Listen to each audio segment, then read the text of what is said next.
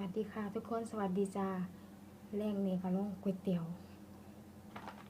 เนื้อจ้าลอง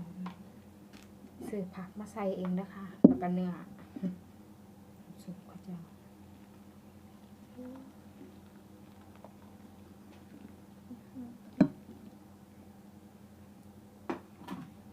หอมมากทุกคนหอมก๋วยเตี๋ยวเลยหอมเนี่ยคิดถึงวันไทยนะทุกคนมีกับพริกป่นกับกระเทียมเจียวใส่มาจ้ะผักเขาซื้อมาใส่เองได้จ้ะเขามีผักเนื้อขาดลูกชิ้นนะ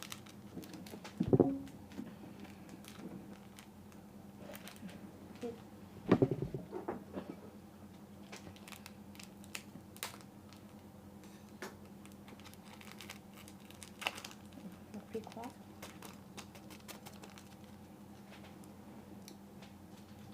หอมมาก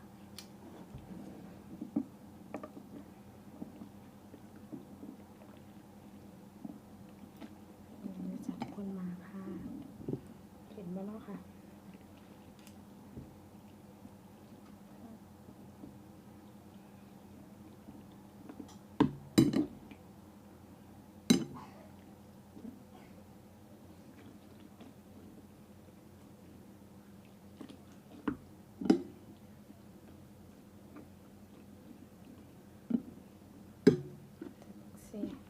สีเสร็จแล้ว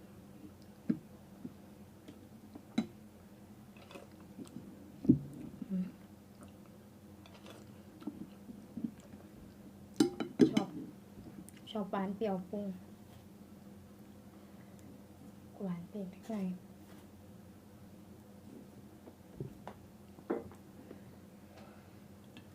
น้ำส้มค่ะ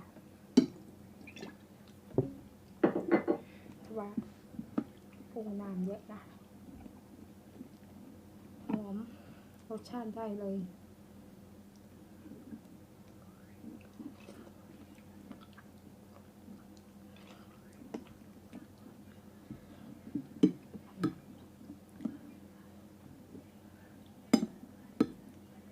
พริกเผ็ดนะคะ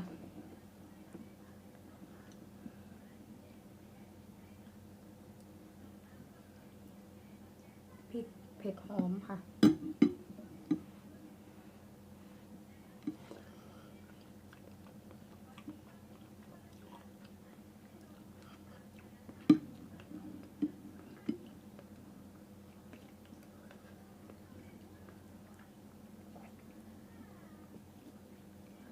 รสชาติกินเหมือนเรากินก๋วยเตี๋ยวเรือแล้วค่ะหอมได้ใจ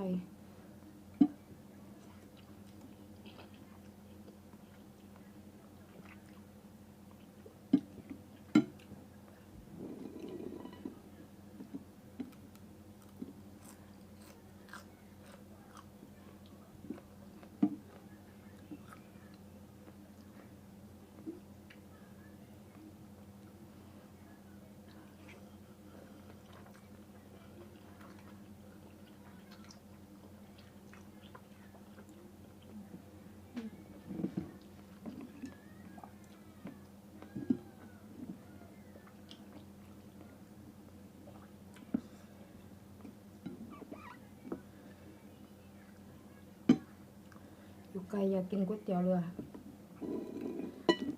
จัดเลยค่ะบ่ผิดหวังเลยเนาะเสร็จไปเลย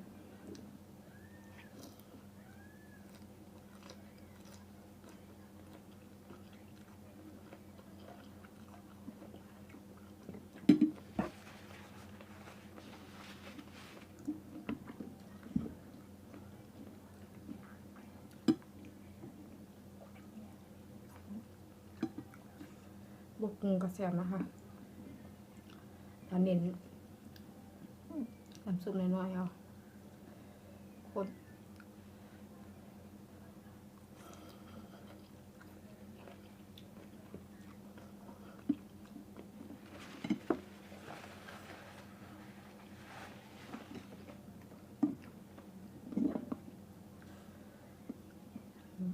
เหมือนเป็นร้านกินก๋วยเตี๋ยวเรือเลย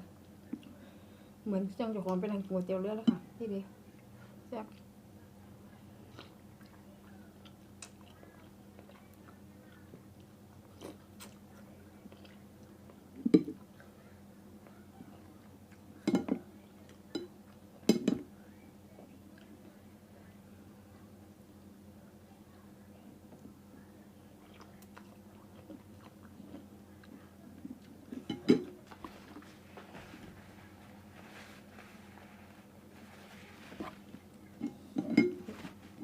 ง่ายกว่า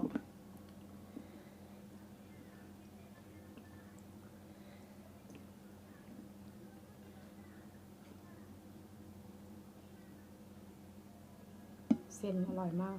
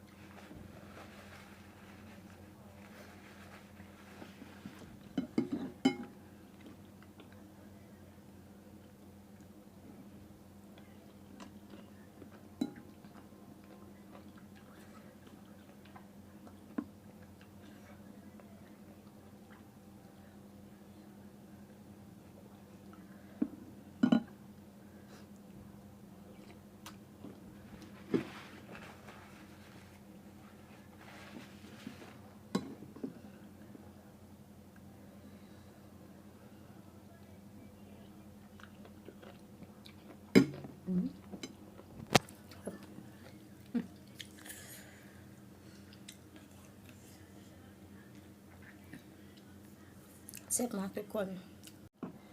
แซ่บแซ่บนะทุกคนเผ็ดบุกพริกค่ะกินเผ็ดบ่ค่อยเก่งนะพริกหน่อยๆนี่แบบเผ็ดนะคะแต่ว่าหอมดี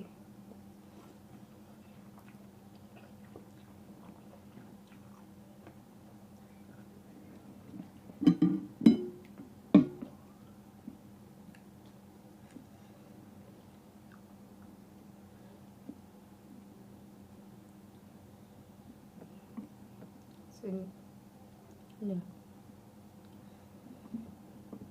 งเนื้อแบบนี้มาใส่เข้ากันดีค่ะ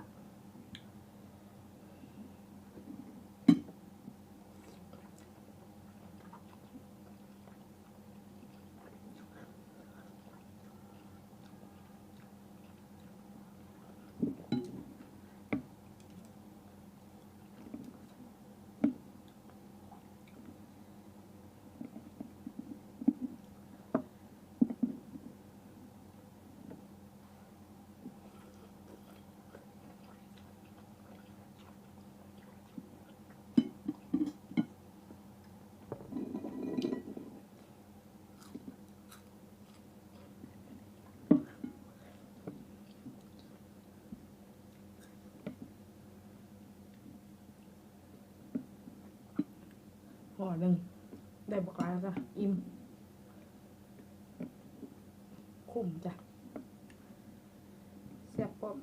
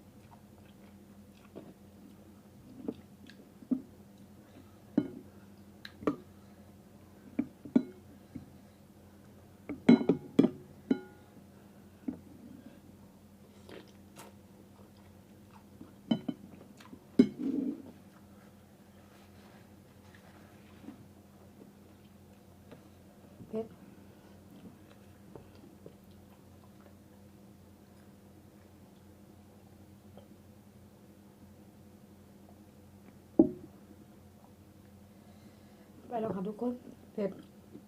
แต่ว่าอร่อยหอมอร่อยมากค่ะแต่ว่าพริกเผ็ดเป็นคนที่กินเผ็ดได้สุดยอดเลยรอบหนานจะใส่พริกแค่ครึ่งเดียวไปแล้วนะคะทุกคนขอบคุณหลายๆค่ะที่ติดตามและรับชมนะคะบ๊ายบาย